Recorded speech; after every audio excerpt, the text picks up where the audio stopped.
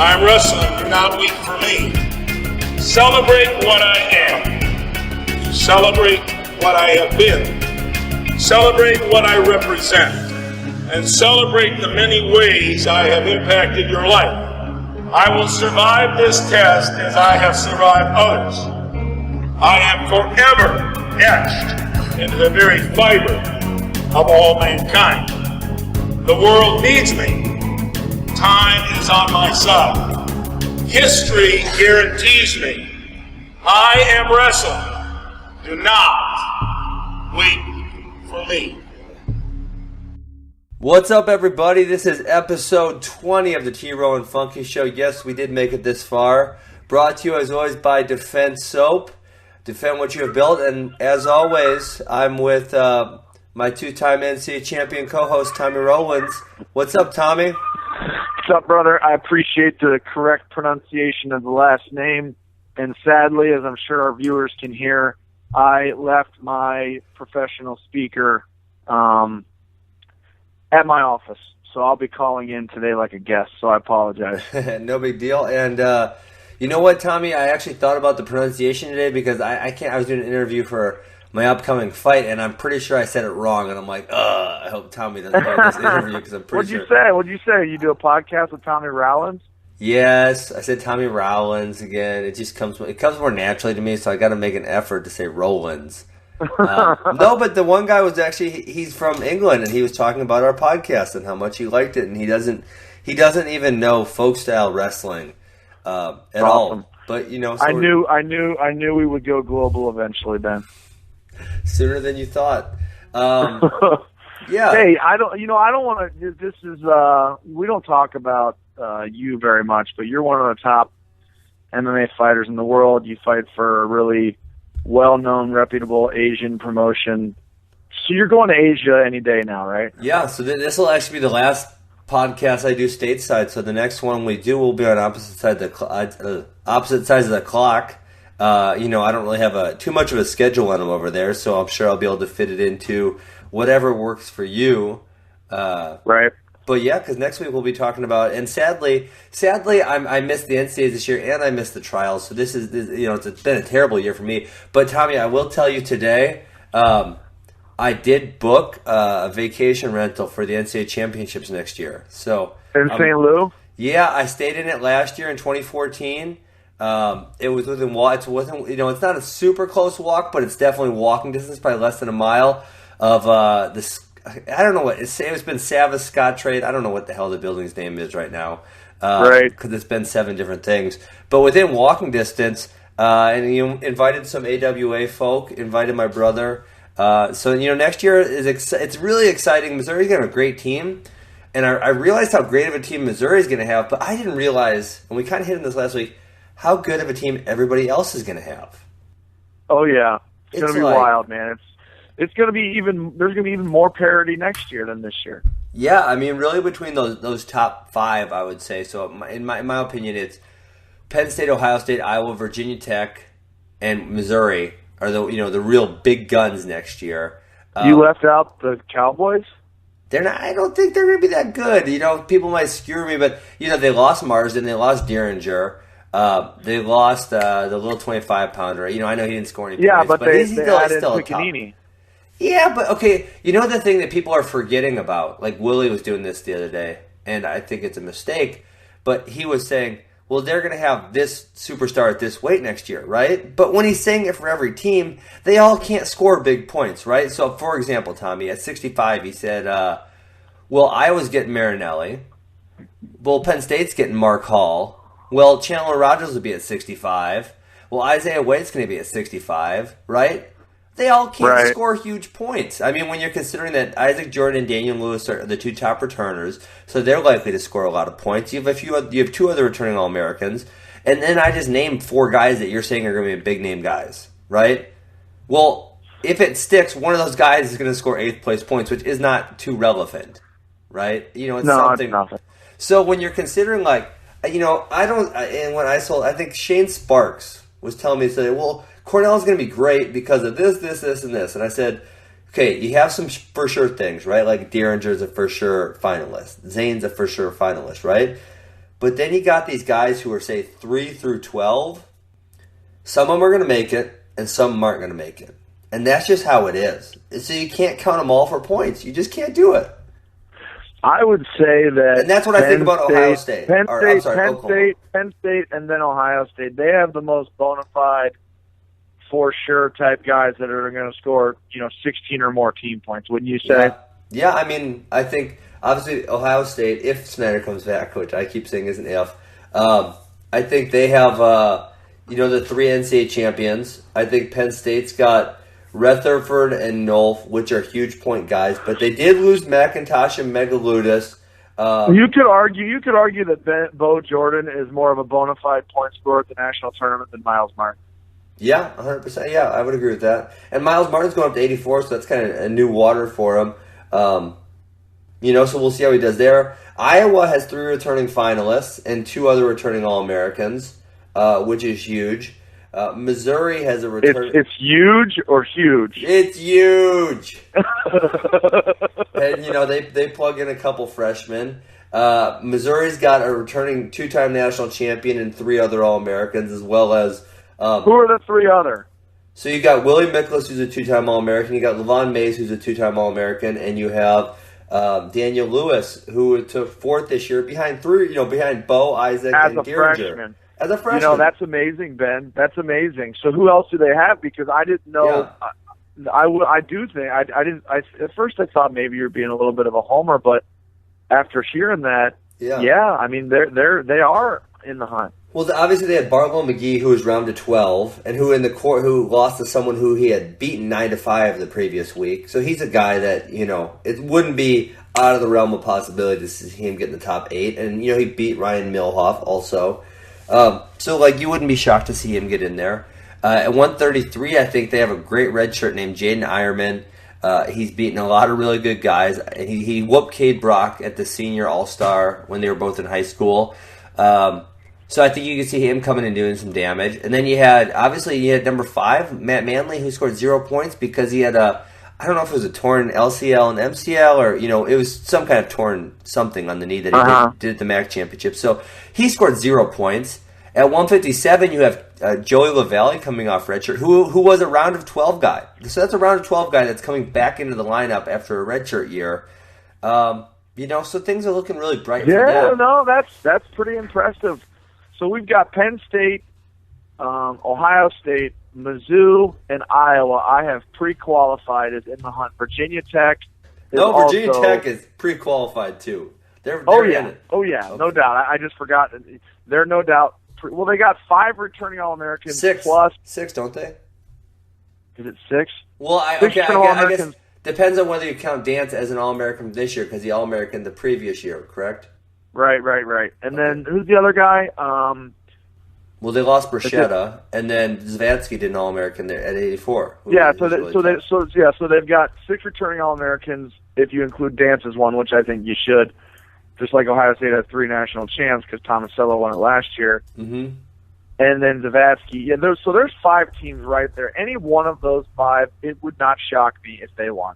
Not at all. Is there anyone else you can put in there? I think Penn State is kind of dependent on some new guys, some new talent, which sometimes turns out great, sometimes it doesn't turn out great, right? Because you got Suriano, who's coming right out of high school, who's a stud, but sometimes you don't know how that transition goes. And he should be really good, but you never know, right? Chance Marsteller is going to be the next coming, and, well, he scored 0 NCAA points to this time. So, and then you got Jared Cortez, another guy coming off of a red shirt and a transfer coming in at 33, who's supposed to be and is very good, but you never know how it's going to pan out. You just don't until it does.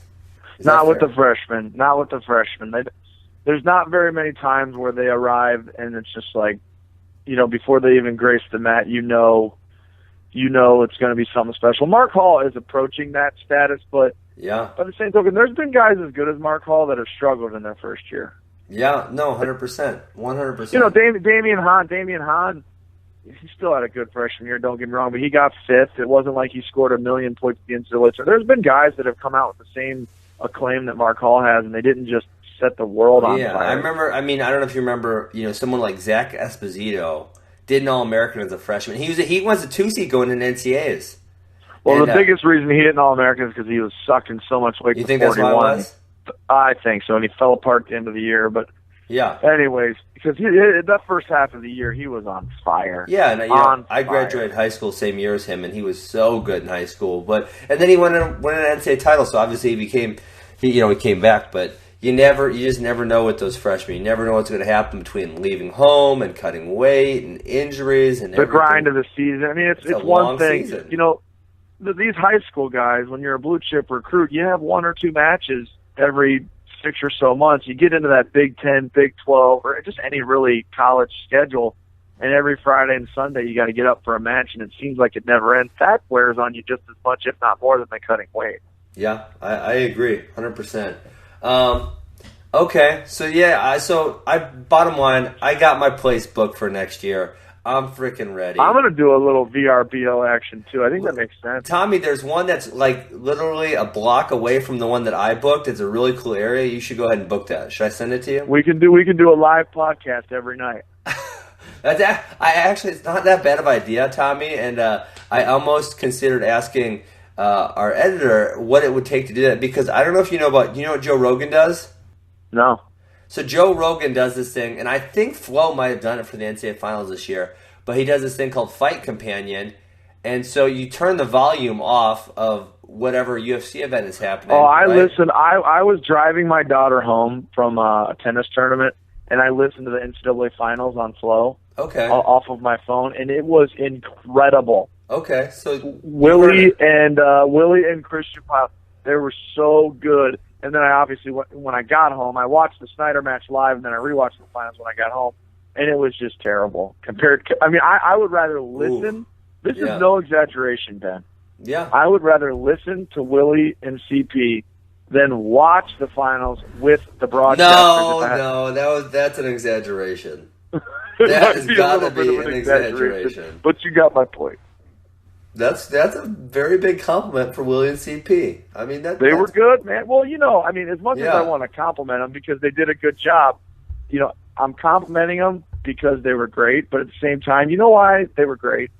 It's because it's like you were in the living room with your buddies watching the finals. Yeah. Instead of these cheese balls with these cheesy comments. You know what I mean? Yeah. I kind of always wondered, does ESPN give them... I did work as an analyst for it was an hour at one of the NCAAs for ESPN. But for these main guys, I always wonder if they try to give them some structure on what they want them to say, because it, like you said, it is kind of cheesy sometimes, and it's very generic. And for what it's worth, I don't think that there's a huge percentage of non-wrestling fans watching the finals. I think it's mostly wrestling fans, so they should cater. And that's probably why you liked Willie and CP, because they didn't put any fluff around it. They just told you how it was and what was going on, and probably had a lot of insight because they're so familiar with the athletes that are in the finals. And just the athletes, it's kind of like you and I, we follow the sport so closely that I would not need to do any research for the NCAA finals. Now, maybe for the quarters, I'd have to read up on who's this Terrell guy from American and this and that. But here's the research I would have had to do for the finals. Bryce Meredith, polish up on his background a little bit, and that's kind of it. You know what I mean? And these guys, I think, 16 out of the 20 finals, everyone besides Snyder and Gliz, they didn't know who they were till the day before. You know? Yeah, for sure. So, can I make one comment that I forgot to make 3 weeks ago? Make it. I just thought, I got ADHD, so I can't focus. Hey, remember we were talking about Fresno State, and I said you need to draw a freaking fence around the Fresno area and just keep everyone home? Yeah. Okay, did I tell you about Bakersfield? No. Okay, so I heard this statistic. I can't confirm it's true, but someone told me this, and I know for a few of them, because I recruited a few of them, that it is true. When I was at Arizona State, that's how long ago that was. So Bakersfield had 6 NCAA qualifiers. Apparently, all 6 of them were from Bakersfield High School. Is that freaking insane? You're out of your mind. I swear to God, that's what they said. This year? This year, they had 6, and they did have 6 NCAA qualifiers. I looked that up. And I know the Hammer brothers are out of Bakersfield. They said 6 NCAA qualifiers. All of them were from Bakersfield High School. That's what it said. I'm going to look it up now. That's incredible. That's freaking incredible, right? And that was kind of the point I was trying to make with Fresno State is the talent is there. I mean, it really is. No doubt. No doubt. I mean, if you think, I mean, even though Ohio State is in a golden age for the program compared to the first 90 years, think of all the Ohio kids that placed for other schools if they were wrestling for the Buckeyes. Just that's enough already.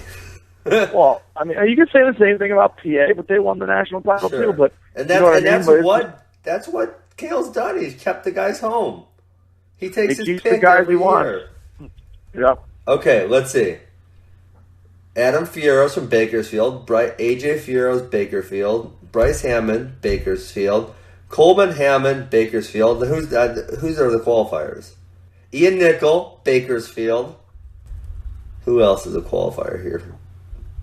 I don't have them all memorized, but that's either way. It kind of looks like they mostly are. That's amazing. That's amazing. Impressive. That's impressive. Wow. Hey, you want to hear another stat? Not to get too much of an Ohio honk. I love. Oh, geez, not about Ohio. You know, even if I wasn't from Ohio, this is a cool stat. Sure. And I don't know it's either 26 years in a row or 36 years in a row. Oh, I know. St. Edward's has had an All-American in D1. That's freaking impressive. That's pretty impressive. Yeah. That's awesome, right? Yeah, no, that's great. I mean, wow. I wonder if anyone else, like, you think Blair is somewhere close to there? They had. Well, I mean, I'm sure Blair's had a better 12-year run the past 12 years than Ed's has, no doubt. But when you look at it's the length of it. It's like 30-some years. You know, every year they get a D1 All-American. Yeah. I mean, for a high school program, that's amazing. Super amazing. Yeah, that's pretty big. Yep. So St. Edward's needs to have its own high school or college program. They should just send them to Cleveland State. Make Cleveland State great again. Right? They could do that. St. Paris Graham could have a college team right now too. Who would St. Paris Graham? Okay, I don't know if you know enough to give me this, but who's their lineup right now? You got Jordan Taylor. You got who else? I'm not familiar with them. Well, that's a lot of team points right there. If you go, you got Jordan, Ryan. Oh, Taylor, Micah Jordan, duh. Three. Yeah, Jordans. Jordan, Ryan Taylor, Nick Bruschetta. Oh man. Okay, so you bump Bo up to 74, and they're kind of in the hunt right now. They'd be pretty good. It would be pretty good. I think there's a couple others. They could field a squad. Yeah, and I always find that funny that St. Paris Graham. Obviously, I think when you're coached by certain people, you're kind of going to be influenced to go to certain colleges. But that Alex Marinelli's broken off, and he's going to Iowa.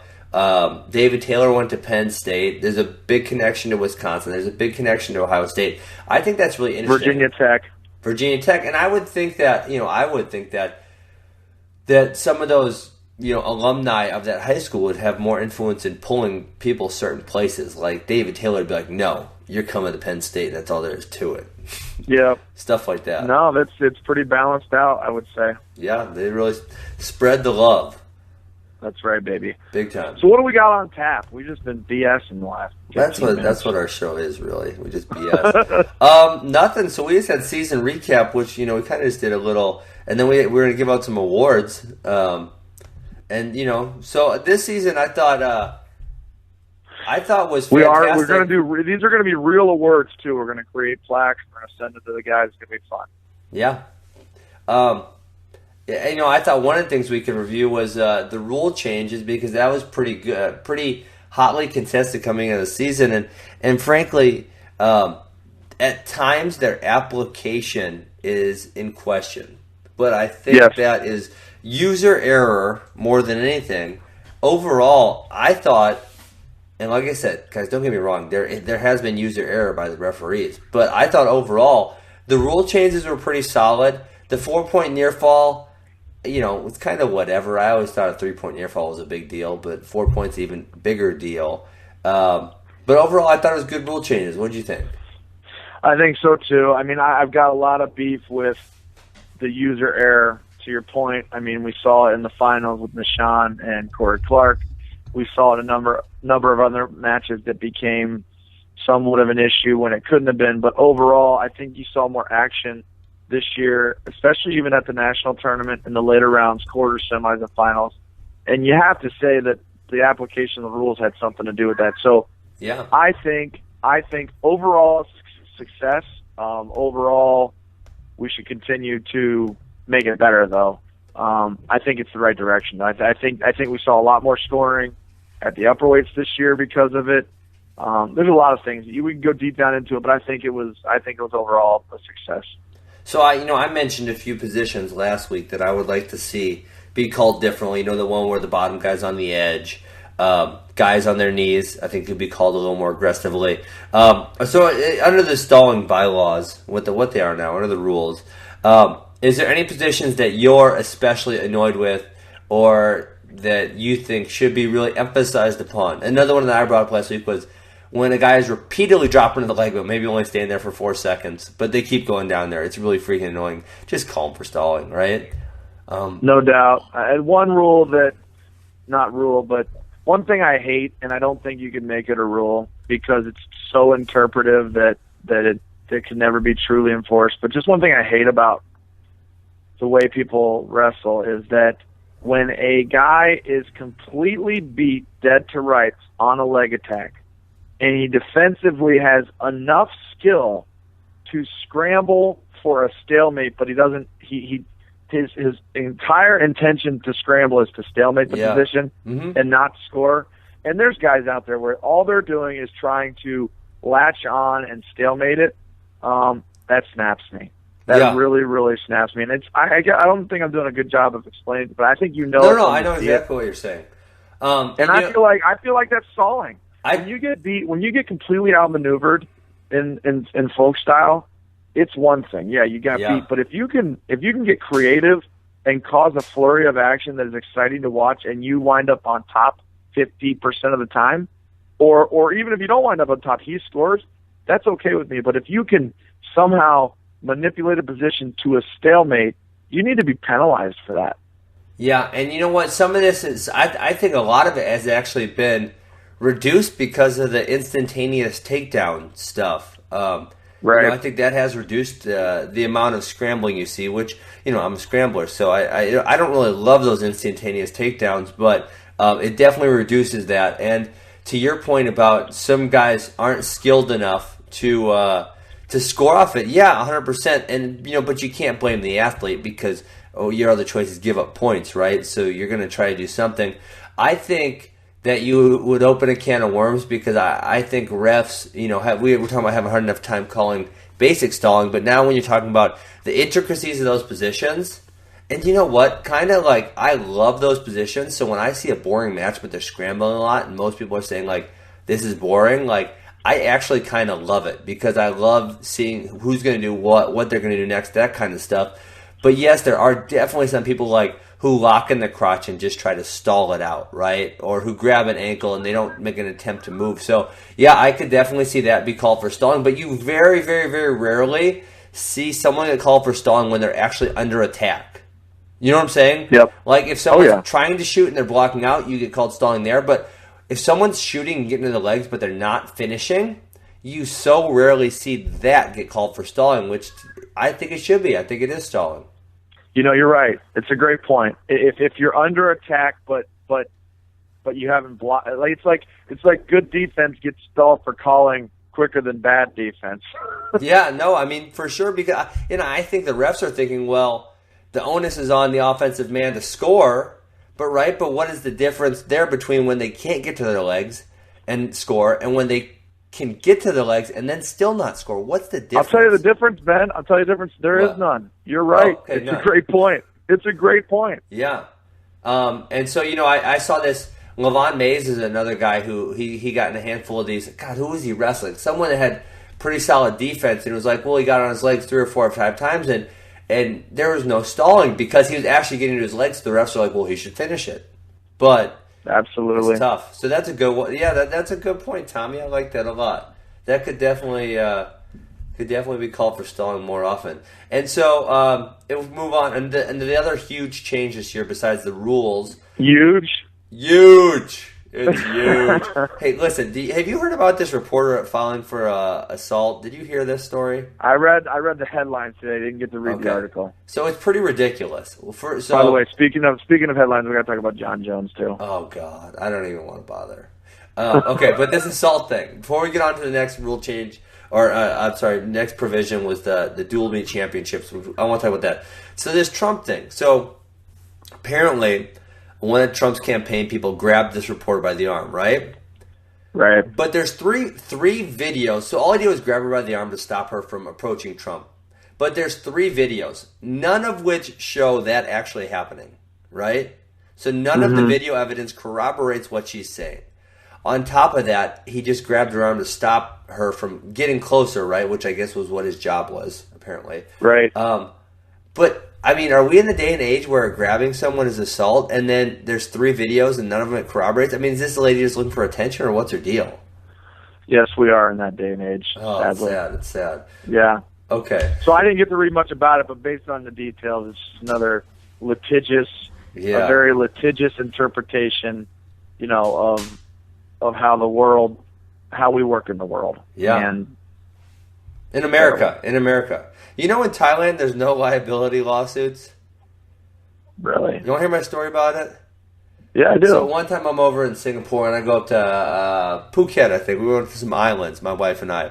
And, we're doing this little booze cruise. I don't drink, right? But it's a booze cruise and all these people are hammered. And they say, oh, yeah, just jump off that thing and then climb up that rock and then do a cliff dive, right? And so I'm thinking, well, first of all, are there any sharks in these damn waters? And so apparently there's no sharks in Thailand, which is fantastic. I am very fearful of sharks. Okay? Then, so I swim over to this thing, right? And I start climbing up and I'm thinking like, damn, this is kind of hard. Like, and I'm not drunk like half these people are. And I'm a freaking world-class athlete, Tommy. And you sure are, my man. And I'm struggling to climb up this thing. And it's like this jagged, gnarly rock. Right? And I'm thinking, like, is this guy an idiot? One of us is going to fall and break our arms and sue him, right? So I get up, jump off, swim back to the boat, whatever. I'm like, dude, aren't you worried someone's going to sue you? That's just a freaking lawsuit waiting to happen. He's like, there's no liability lawsuits in Thailand. They literally don't exist. If you choose to do something, it's your fault. Is that crazy? They don't exist. That sounds great. Well, I think that, I guess I would say I'd lean more that way, but I think the consumer needs some kind of protection, at least just a little bit, maybe. Yeah, so. I think if it's egregious and complete negligence, you could get some type of liability. I think, but for the most part, it's like, drinking alcohol is bad for you. Smoking cigarettes are bad for you. Don't do the bad stuff. Got it. Oh, man, Thailand's crazy. You should go there sometime. Okay, so let's get on. The next thing, the next big change this year was the National Duels format, and we talked about this a lot. And I think overall, we got a positive feeling about it, right? I think there's some changes, but I think it's a good thing. What do you think? I thought overall it was good. Better. Better is a more appropriate word than good. Better's more appropriate than good. Huh. You're a tough customer, Tommy. So I would say better. Yeah, I would say that number one, they could promote the event significantly more and the importance of the dual meets leading up to it. Number two, I think the Big Ten's got to have some type of championship to where, I thought Iowa and Penn State should have been the ones wrestling for the title. Obviously, Iowa did get beat by NC State, so they lose their argument, right? But going into it, when they're the only two undefeated... Going into it was the right argument, yep. So, no doubt. If the Big Ten has some type of championship duel or some type of format to make sure the best wrestle the best... Well, it's no different than a few years ago. We had two SEC teams play for the national title. I forget who it was in football. And you try not to have that, but if they're the best, they're the best. That's just how it goes. Right. Okay, so overall, I think that's going to continue. I think if we do that Big Ten championship duel, I think we got a good idea of where we're at. I am kind of nervous that they're going to the non-Big Tens next year, and the attendance I don't think is going to be as good. And I think my idea there would be whoever has the highest attendance gets to host a duel. tough luck, boost your attendance, you know? What do you think about I that? like that. I like the survival of the fittest, too. I also think that we go to where the fans are, we go to the eye of the hurricane where the core is, and we build out from there. And until the core gets stronger, it's hard to build out. So I think we keep going where the fans are at, build a lot of fervor, a lot more fanfare than there already is, and just keep building out from there. It's kind of like I like the fact that we're having the Olympic trials 2 quads in a row in Iowa City. I mean, it's obviously good for the Hawkeyes, but, hey, if they can fill the arena, they can fill the arena. Sure. Put it in there. I'm not a Hawkeye fan, but I agree with that one 100%. Right, exactly. By the way, I'm going to the trials, Ben. I know you'll be in Thailand, but I'm watching everything firsthand, so I'll be a great eyewitness for us for the week after the trials. I think I should be able to find it online somewhere, and I'll be able to watch. Obviously I'm on the opposite side of the clock, but I should be able to see it somehow or see a portion of it, even though I'll probably miss some of it. And I'm excited. I'll be able to connect the dots for you. I think anybody that's listened to all of our episodes knows that you've done that a time or two for me, so we'll get it done. For sure. Okay, well, you want to go to our awards, or you got anything else? I thought the NCAA Championships was fantastic. Did you see that they didn't get as good of numbers as they have gotten in the past? It wasn't like a terrible ratings, but it wasn't. Yeah, I did see that, and I don't know this for a fact, but I think that can be attributed to what's going on in the world on those evenings compared to previous years, things that we just can't track. Like, was there a big Big Ten basketball game on? Yeah. Was there this on? Was there that on? And because I think that in the wrestling community, it was the attention to the tournament was every bit it was the biggest it's ever been. It was the best NCAA championships we've had possibly ever inside our wrestling community. We're in a big time media market in New York City. We weren't short of entertainment and great wrestling, and the production value and the investment that ESPN made in promoting the event was no worse than last year, possibly a little bit better. So to me, those numbers can be misleading because our sport's not yet big enough. Our sport is not yet big enough to overwhelm the other things that are going on in the sports world or in our culture on those days. Yeah, which obviously the first round of the NCAA championships for basketball is that weekend. So sometimes if they fall on a big game, you're going to have that negative. And so I agree. Lots of times, and you look at fighting. Lots of times are they going up against the NFL game, right? Are they going up against a big time college game? And that makes a huge difference because. If you follow ratings for events, that's big time. Competition's big time. So, which I guess would lend to the idea that you should move the NCAA championships for wrestling off of what is a gigantic weekend for NCAA basketball because you have 32 first-round games and then 16 second-round games happening that weekend. The 48 total basketball games.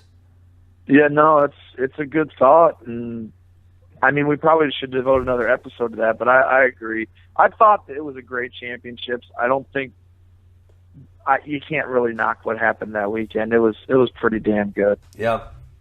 Okay, well, let's go into our awards. So just for everyone listening at home, we taped this show live. We barely edit anything. And so we have not voted on these awards. So Tommy and I are just going to talk these awards out. The T-Row and Funky show is the poster child for winging it. That's how you gotta roll sometimes. I think we're pretty good at winging it, by the way. I mean, we've written episode plans a few times, but I think the majority of the time we just say we're going to talk about this, and then we get on air and we roll, and that's how it goes. That's what we want. That's what we want it to be. We want people to feel like they're sitting in our living room with us. Maybe a cold one, maybe not. Depends on what you prefer. And just hanging out, talking about wrestling. That's how we want the show to be. Yeah, and I know I could be wrong, but I think it comes off a little more legitimately if we don't have scripts and we don't know what the other one's going to say. Because I don't always know what you're going to say. You don't always know what I'm going to say. So I think that comes off a little more legitimate to everybody. So let's go on these awards. So I think the first one or two might be a little easier, and then we kind of got a little bit of off the cuff awards, a little different than what a lot of other people give. So. Yep. We got Wrestler of the Year, which the Hodge Trophy was given out yesterday. It was given to Alex Dieringer. That was who I voted for. I voted him first and Zane second. And my reasoning was just that they had very, very similar seasons. We talked about this. I think we talked about this last week about how few of close matches each of them had, and I thought that Alex going 2 years undefeated and obviously 3 NCAA titles was super impressive to me. So that was why I voted for him over Zane. So our contenders. Yeah, I mean, go ahead. No, I'm with you, Ben. I think that we're splitting hairs here with Zane and Alex. To me, I think that I would give a slight edge to Dieringer because since we're splitting hairs, Alex's past history, third title, kind of gives me this very, very slight edge over Zane. I do think I would give the very slight edge Zane over Dieringer on who had a more dominant season. 100%. 100%. But I think the career thing, senior, he was obviously very dominant. I think he went 81-0 in his last 81 matches. I don't think he got taken down this year. It's like, how can you not give it to a guy like that? You know what I mean? I mean, and the other thing with Zane, you got to think about in folk style wrestling is he's just so good on top, and with the new 4-point near fall, it's so easy to rack up points. Right. Which would obviously lend you to more majors, more tech falls. And Alex, while he's good everywhere, is not nearly as dominant in the top position as Zane is. And I think, so I agree with you. I agree with Win Magazine. But by the narrowest of margins, if they had given it to Zane, I really wouldn't have said much other than a not very passionate. There's something to be said for Dieringer getting 3 titles. You know what I mean? So yep, I feel the same way. And you know what? When I was thinking about this, I was thinking, Zane's going to win it the next 2 years. But man, you're going to have you're going to have Jaden Cox going for his 3rd title next year. You're going to have world champion Snyder's got 2 more years. You got Aymar is going to have 2 more years going for, possibly his 3rd and 4th NCAA title. You got some serious contenders in these divisions for the Hodge Trophy. It's going to be a lot of fun. No doubt, a lot of contenders. Hey, what do you think of my man Tom Ryan in Ohio State Wrestling pushing for Snyder to get to Hodge? I thought, it's not the best wrestler award. It's the best wrestler who actually did that in that season, and with him only wrestling 10 matches and having 1 pin, which is a huge criteria, I find it hard to listen, man, I'm a Buckeye homer. I see the wrestling world through Buckeye colored glasses most of the time, but this is one deal where I just didn't see it. To me, to your point, it is, Kyle Snyder, I think, is the best wrestler in the NCAA, but he didn't have the best season. And to me, it's like in football, if some guy came in for the last 4 games of the year and he rushed for 300 yards a game, should he get the Heisman? The answer to that to me is no. No, he shouldn't. Yeah, but he did have the best. He did have the best 4 games of the year, and Kyle Snyder probably put together the best 11 matches of the year. Yeah. Or whatever he went, but the season's not 11 matches. So yeah, and I love Kyle. I love even though I disagree with Kyle getting the Hodge, I love that Tom Ryan is that guy for his athletes, and I love that Ohio State Wrestling was pushing for it. You know what I mean? For sure. And you know what? When you look at it, Kyle Snyder. So are we voting for Alex as our T-Rone Funky Wrestler of the Year? I am voting for Alex for the T-Rone Funky Show Wrestler of the Year, but I just want to disclaim the fact I second that motion. Okay, great. So he is. I just want to disclaim the fact that if any of our viewers say, hey, Zane should have won it, I'm not really going to be too mad about them saying that. You know what I mean? Yeah. But if they say Snyder or who's the other guy that won it? Nashawn. I'd be like, these guys are animals, but it's really was a 2-horse race to me. Yeah. Okay, so the other thing about Kyle when we're talking about him in the next couple of years is that dude doesn't turn or pin anybody, so he is going to have a hard time getting that Hodge. I mean, he's going to take every one of these heavyweights down like 14 times. So here's my question to you, Ben, because this is something that I did think about. Sure. So we both agree that Snyder should not have won the Hodge. It's a pretty universal opinion by you and I.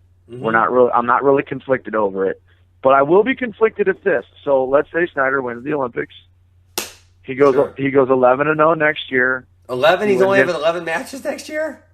Yeah, I think he'll keep doing international. Really? Yeah, I do. I do believe that. Wow. I think that's why he will continue to wrestle in college. Wow. And he goes 11-0 next year, wins the title, doesn't get the Hodge, wins the Worlds again. So now his senior year of college, he's the 2-time world champion, Olympic champion, 2-time NCAA champion, undefeated. If he goes 11-0 his senior year and wins his 3rd title, do you give it to him? That's like a Danny Hodge record, 33-0 in your last 3 years. I think at some point you do give it. Danny Hodge was like 37-0 or so. Something, they just didn't have a lot of matches back then. No, you know what? I would have a hard time giving it to him under those circumstances. And, Even then, because it doesn't. At no point in the criteria for the Hodge Trophy does it factor in off-season accomplishments. It doesn't. Okay, so he's still 3rd title, probably his last 33 Does he matches beat in college. Boltukayev or no in the interim? He beats Boltukayev, and then Boltukayev tested positive for roids after he beat him. You know, well, he was like 11-2 this year because he did lose to Boltukayev and got Soloff, I believe. That's true. He only went 11-2. I think you're right. maybe like 17-2 or something. No, but if your circumstances happen, listen, I still have a hard time giving it to him. He's still only wrestling 11 matches, and then likely out of those 11 matches, he's probably not going to pin anybody. Okay, but he's still going to be the most dominant wrestler, I think. And I think under those circumstances, is he going to take them all down 14 times? You know what? We're doing the hypothetical deal. We're reading tea leaves, but I would give it to him his senior year if he still did what he. What if he Zane did has the a plan, bunch of pins, or Imar has a bunch of pins? I still think you give What it if to Imar the wins his 2-time 4th world title? Olympic champion. What if Imar wins his 4th title and has a buttload of pins and tech falls? Gosh, that's a good point. That's a good point. Yeah, I don't know. You're right. And who knows? And if he's still giving minimal time to college wrestling, maybe he's not that crazy about the Hodge Trophy. I mean, I know when I was in college, I honestly don't think he is. I don't think he is. It was something I wanted to win, and so and I knew honestly, Tommy, don't knock me for this, okay? Don't get mad at me, but I said, Coach Smith, Cole Conrad is going to pin a lot of people. I'm going to attend this other open tournament both my junior and my senior year, right? And he was like, "Come on, Ben." I'm like, "Nope, I'm going. I'm putting up stats, Coach Smith." And and in 2 years, I don't think that's bad at all. Why do you think I would knock that? Okay, in 2 years at this tournament, I went 9-0. I'm sorry, 10-0 with 9 pins, and I think my other win was like 21-8 or something like that. I'm not knocking that. I think that's great. I think that's great. I don't think it's great when Coach Smith forfeits Tyrone Woodley to you so he can win the scuffle. But that was my sophomore year, I believe. I think it was. Anyways, I mean, that's good stuff. I'm disappointed I didn't win the Hodge, but anyway, that's another story. So let's go to the next award. Okay, Coach of the Year. So we got Cale Sanderson, Kevin Dresser, Pat Popolizio, and I just, I don't think he's in contention this year, but I figured who better to throw on there than my coach, Brian Smith. Those are your 4. What do you got, Tommy? What do you got on it? Well, they all had great seasons, but I think, and I kind of went off on this last week, but I think Kevin Dresser, 6 All-Americans, a trophy for the ACC, coming home with a trophy, ACC champions. He returns a truckload of talent. He's in the hunt for the national title. This is a guy that took over a program that was completely decimated. By Tom Brand's departure. All the guys, Morningstar, Metcalf, Slayton, they all went to Iowa with him. Decimated the program. He comes out of the woodwork, and now Virginia Tech's where it's at. To me, that is Coach of the Year. Yeah, you know what? And honestly, Tommy, last week, if you would have asked me the exact same thing last week, I would have said Pat Popolizio. But then you made this point last week why Kevin Dresser should get it, and I actually totally agree with you. So last week, if you would have just randomly asked me, I would have said Pat Popolizio. But you made your case last week. I agree with that case. So I am also going to go with Kevin Dresser. So I think we got an agreement there also. Boom. Boom. Thank you for believing in me. We're making wrestling great again, Ben. One vote at a time. All right. Now we're getting a little more fun. Those were kind of boring. Yeah. Comeback of the year. And I hope I didn't miss, I don't watch every match like Christian Piles, but I think I got a good idea. I mean, I think Christian Piles literally watches every single collegiate match that happens. That's possible. Or uploads. That's why he knew that NC State deserved to be ranked higher than, NC State deserved to be ranked higher than Brazil. Oh, gosh. Don't even get me started. Who finished higher than NCAA, CP? All right, there you go. So we got our comeback of the year. So here are our nominees, and so this one, it can kind of be. It could be in the match, it could be a tournament, it could be a season, it could be a lot of things, right? Right. So here's your 5 nominees, Tommy. So Got it. Number 1, I got Penn State going from 7th last year to 1st this year. They kind of richer a few people. People kind of were like, what happened to Penn State? Boom, they come back and win. Number 2, you got Nishan Garrett DNPing last year, bumps up a weight, comes back, wins the title. Boom. You got Zach Epperly, loses first round at the NCAA tournament, wins 7 in a row to take 3rd place. Boom. Boom. Tim Dudley, Matt McCutcheon, at the Penn State OSU match. I can't remember how many McCutcheon was down, but I remember it was a whole bunch. Comes back and wins at the buzzer. Boom. And then I did not see this match, but I actually got this one off Twitter. George DiCamillo was down 11-2 to Jamal Morris in the ACC semis and came back and won 14-13. So those are your 5 nominees. Who do you got, Tommy? I don't know. Can I add one? Yeah, go ahead. I've got. It's only. I only have a piece of the story, but where did Bryce Meredith go before he transferred to Wyoming? Bryce Meredith was at NC State. He was a teammate and a backup of Kevin Jack. So to me, that's a comeback because he leaves NC State partly because he can't beat Kevin Jack. He goes to a program that's not quite yet as established as Wyoming. Gets on the lineup, gets a 14 seed, and at the national tournament he beats Kevin Jack. Is that more of a breakthrough than a comeback, or is that a comeback? You're right. It's probably a breakthrough. Okay, we don't have that category. Well, we could make that category and give it to Bryce Meredith. Got it. Okay. All right, so Bryce Meredith, you are our breakthrough wrestler of the year. I think out of the 5 you mentioned, I think Nishan DNP at 25. Bumping up a weight and being the number 3 ranking for the Hodge Trophy, in my opinion, for the year, I think that's comeback. Okay, so I'm gonna say Penn State. I'm gonna say Penn State 7th to 1st. No, because you're saying no. Okay. I'm saying no. We had Rutherford on. They had some red shirts. We knew they were gonna be good. Yeah. That was surprising. McCutcheon, Dudley blew it more than McCutcheon went and got him. Dudley was like brain dead, which, it didn't happen in the NCAA tournament, so good for him. He fixed it. DiCamillo, I'm going to say he shouldn't have been down 11-2 to Jamal Morris because he was seated significantly higher than him and ranked significantly higher than him. Right.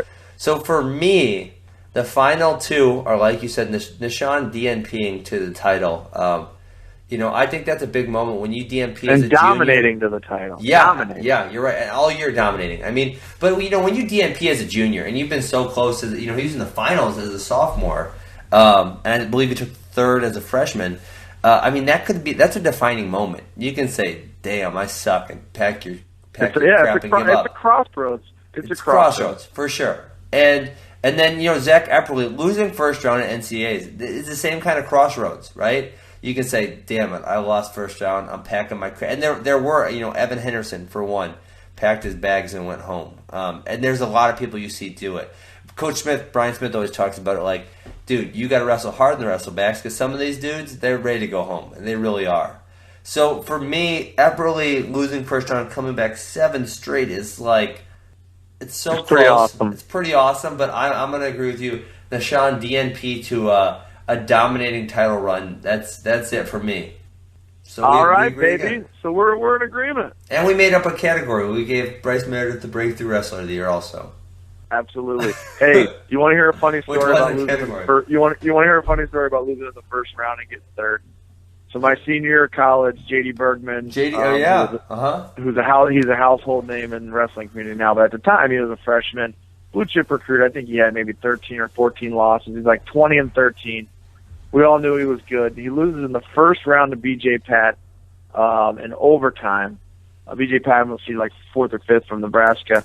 And I'm a senior, so now JD and I are really great friends. But at the time, I'm a 5th-year senior going for my 2nd national title. He's a freshman true freshman ranked, 20th in the country. And I'm trying to pump him up after he lost in the first round. I said, JD, you can do this, man. You can come back here. You can win, 7 or 8 matches and get 3rd.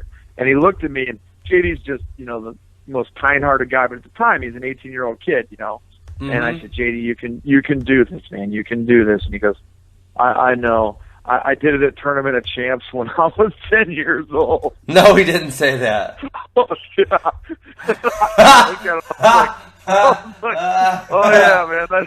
That's definitely the reason you can do this, since you did it once when you were 10, which is such, it wasn't maybe quite as bad. He did actually say that, but it wasn't quite as bad, but it just showed the youth of the youth of it. I can do it. I've done it before, and I can do it. Doesn't matter that I was 10 at the Tournament of Champs. I've done this before, and you know what? The guy did it. Came back and got 3rd. I'm sure you remember that. I remember. Yeah, I remember. I remember. His parents actually asked me about him wrestling as a true freshman in Fargo that year, because I had actually competed against JD. I was a redshirt. He was a senior in high school. And we wrestled at 185 pounds in the true second match at Fila Juniors. Did you know that? At Tennessee Chattanooga. Yep, and exactly. Then that's the first time I ever met you. That's where I shook your hand and met you. And I beat him 7-6. And then his parents were like, they're going to start him next year. You think he's ready? I'm like, he'll do fine. And then, I didn't know he was going to take 3rd. I figured he'd do okay, though. Yeah. So pretty funny story, though. You can do this, man. You sit down at the floor at the NCAA tournament, Tournament of Champions, baby. I did it at the Tournament of Champs when I was 10. That was about on the same level. Tournament of Champions, NCAA tournament, same thing. Why not? That's right. What else do we got? What's our next award? Event of the year. And I couldn't think of more than 3 that could be legitimately considered under this category. So the 3 are. This is tough. This is really tough. Between 2, in my opinion. Yeah, I think there's 2. I'm gonna throw Penn State versus Ohio State in there because I love what Cale does with the Bryce Jordan Center. It's a fantastic event. But you're right, they're 3rd place. Can we just say that? Yep, they're 3rd, and a good 3rd, a solid 3rd. A solid 3rd. They do a great job. Major props to Cale. For sure, and I hope more people take note of that. But the final 2 are the NCAAs at Madison Square Garden, or the Grapple on the Gridiron, which was Oklahoma State versus Iowa. Both fantastic events. Am really I am convicted on this, man. I'm struggling. Why? Let's hear it. Why are you struggling? All right. So you got the Grapple on the Gridiron, which was the greatest promotion, making something from nothing. Yeah. In the history of our sport, in my opinion, in a single event, and to have 40-some thousand people outdoors in a collegiate football stadium, is cool, man. I mean, the photos, the environment had to have been awesome.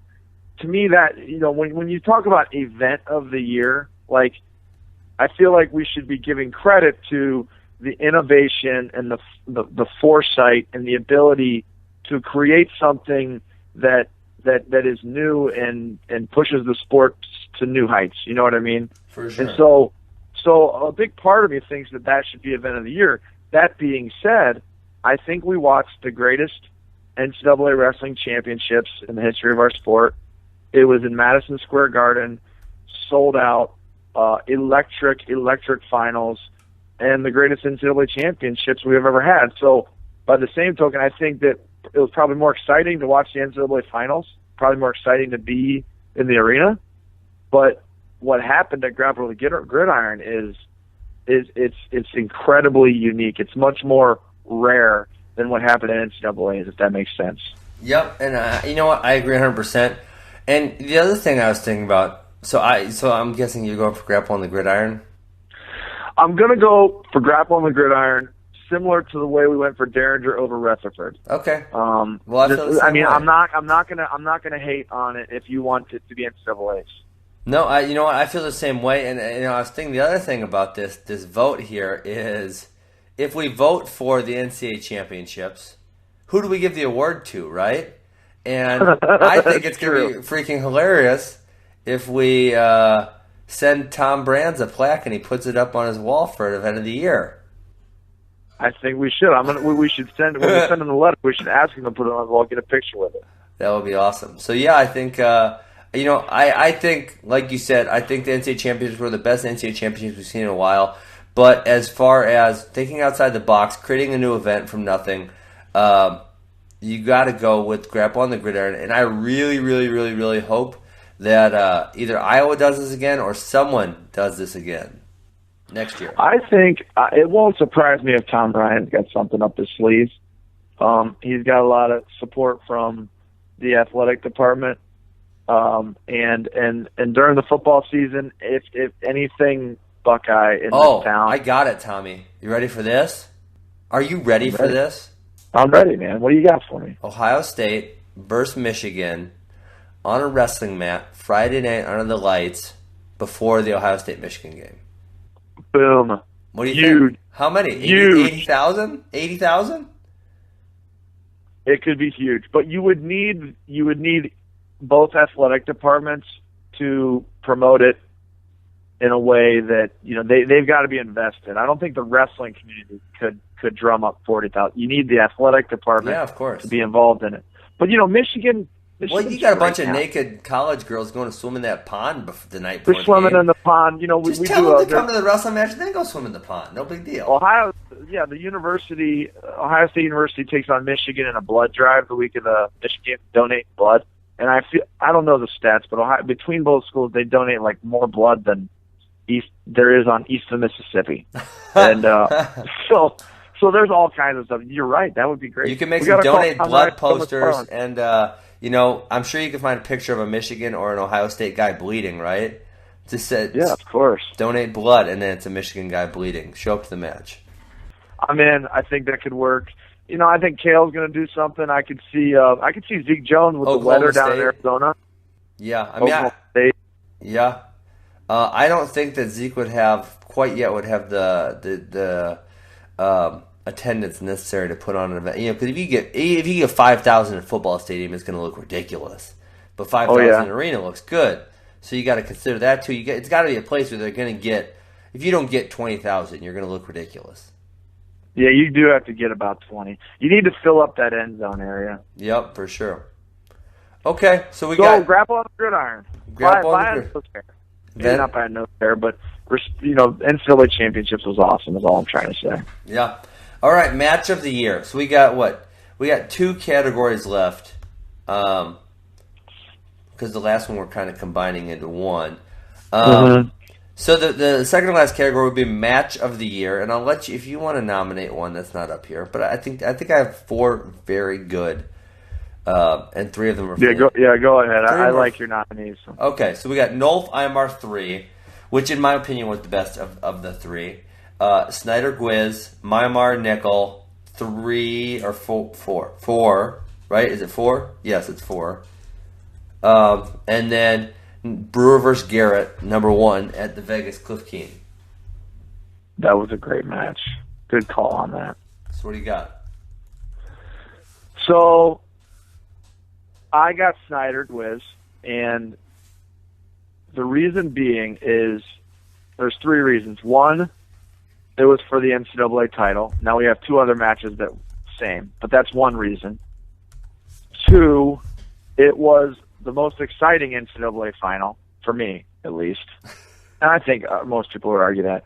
And 3, I think it was the best, it was the most world-class wrestling match of the college season, in my opinion. But they were heavyweights, though, so doesn't that take something away?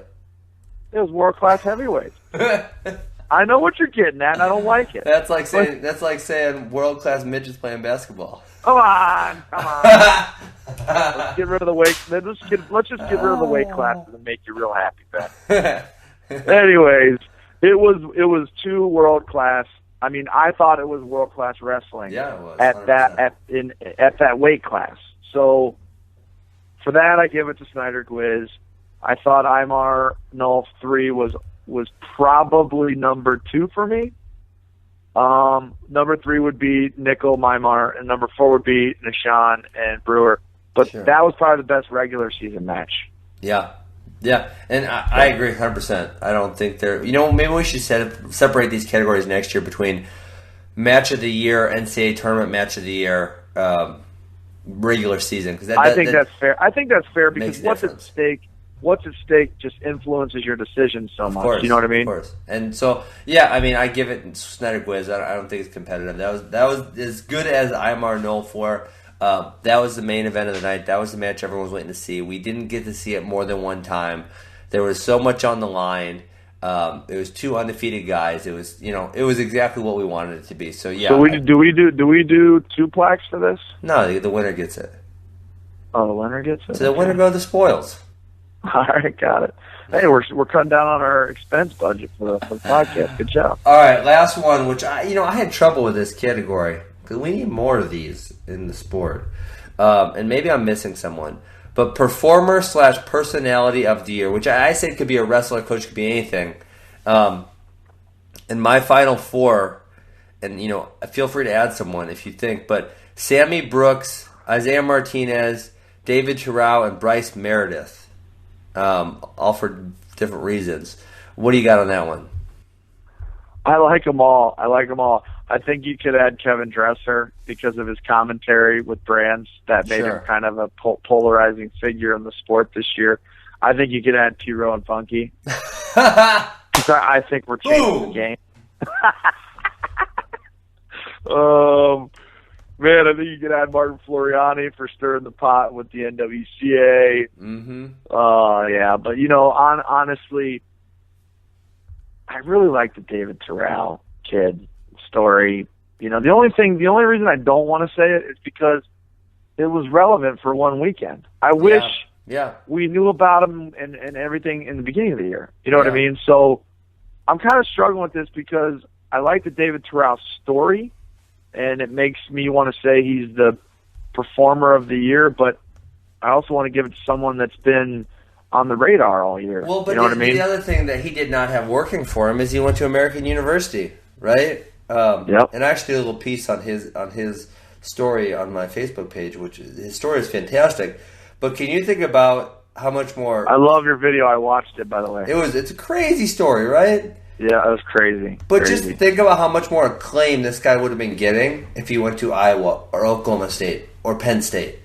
I mean, we wouldn't have been able to stop hearing about this guy on the freaking message boards. So, no doubt. A certain extent, it's not entirely his fault that wrestling's very picky with where you are, right? Oh yeah. I mean, doubt. That's a huge part of the puzzle. The other thing is he gave a pretty good interview at NCAAs. Sammy Brooks, what I think would be the interview of the year, would to most people's. Yeah, it is. It is the interview of the year. No one would argue that. And I thought Bryce Meredith because what wrestler looks like that dude was trying to look like a freaking model. I mean, he might have had some makeup on. He definitely did something with his eyebrows. His hair was all fancy. I mean, what kind of wrestler does that? But I'll give him some props. He went out on a limb. He did. So who you got? Wait, I didn't talk about Imar. I think Imar actually. I think it's a pretty simple wrestler-like interview, but I think he always gives a really good interview. I thought the flow piece they did on him was fantastic, and I knew him a little bit prior to that, but that kind of made me cheer for him a lot more. That relationship with him and his dad. And then obviously his father passed away this year. And then the relationship with him and Mark Perry, I think is very interesting to me. So it's either him or David. You just sold me on Imar, by the way. Okay. Even if that's not what you were trying to do. Well, no, and so every time he gets interviewed, which is obviously when we talk about Spotlight, him versus David Terrell, he was returning undefeated national champ, the only one to go undefeated as a freshman since Kale. So his spotlight was on him 100% of the time this year, and we got. And he handled it well. He gave juice. You know, he provided something to watch, something to talk about, something to listen to every time the spotlight was on him. Yeah. And he had adverse conditions outside of his wrestling life this year for sure. Something I've never had to deal with. And inside his wrestling life, he had adversity too. Yeah, exactly. So, yeah, I think you give it to Imar, and I'm glad we found a way to give this guy an award because take the Buckeye homer out of me. Imar's my favorite wrestler in college wrestling. Really? Still is. He was after I watched him beanbag Dylan Ness all over the mat at the Big Ten last year. Ever since then, he's been, and I love Dylan Ness. That wasn't a cut on him. Just the way that he wrestled that match, Imar did. Ever since then, he's been my favorite wrestler, and it hasn't stopped. I think he just brings something to the table. You know what I mean? Yeah, I think Dylan Ness would have been the personality of the year last year. Probably. What do you think? I love Dylan Ness. I feel bad that I said it that way, but anyways, Imar wrestled really well against Dylan Ness, and ever since that, I liked him. And yeah, it's just he brings something to the table every match. All right. Well, that wraps it up, Tommy. I'm gonna get these awards made. I'm gonna send off for the order before Asia. All right. Yeah. So you guys listening? Call up Jesse. He'll pay the plaque people, and we'll move from there. Nice. So next time we talk, we'll be talking about the U.S. Olympic trials, but I'll be talking about them out of Singapore. Boom. So, boom. That's global. Boom. We're going global. We got fans in the UK. We're recording in Singapore. That's global enough for me. Yeah, you know what? Just tweet us if you're listening from somewhere outside of the United States. We want to hear about you because we want to be on that world map. That's right, baby. All right, Tommy, you have a great night. You too, brother. See ya. See ya. You are listening to the T-Row and Funky Show, and it is brought to you by Defense Soap. Defend what you've built. Tommy, I got to say, I tried these products. He shipped me a box.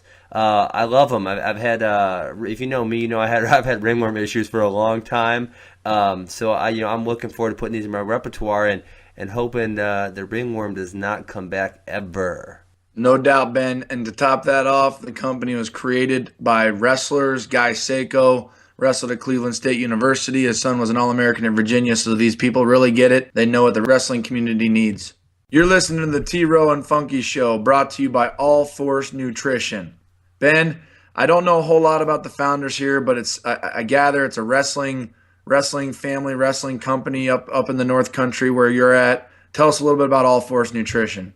Tommy, All Force Nutrition was started by the Zilverberg brothers out of Minnesota. They are wrestling people, and they made these supplements for wrestlers. They graduated with degrees from the University of Minnesota, and this was kind of their dream to put together some very healthy and good tasting. I've had some myself lately. Supplements for wrestlers to use that fits their needs, and these products are great. I'm using them myself right now. Check out allforcenutrition.com. Made for wrestlers, by wrestlers. Go ahead and support them.